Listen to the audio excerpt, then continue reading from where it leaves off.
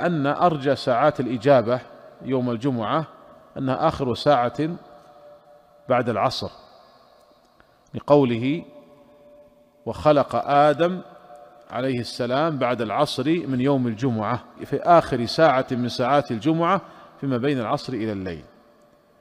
وهذا يؤكد أن هذه الساعة ساعة عظيمة لها شأن، وأن الله خلق فيها آدم.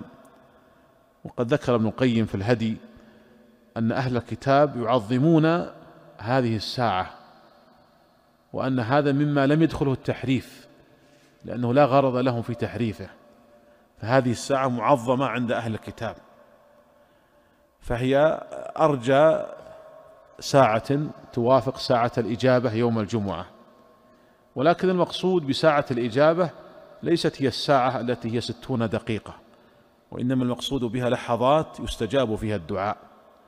وأرجى أوقات هذه اللحظات التي تسبق غروب الشمس يوم الجمعة بعد العصر، فهذه ينبغي للمسلم أن يحرص على أن يدعو فيها، لأنه قد يوافق دعاؤه ساعة الإجابة فيستجاب له الدعاء. ورب دعوة واحدة تستجاب لك يكتب الله تعالى لك بسببها خيرا عظيما، أو يكتب الله تعالى لك بسببها سعادة الدنيا والآخرة.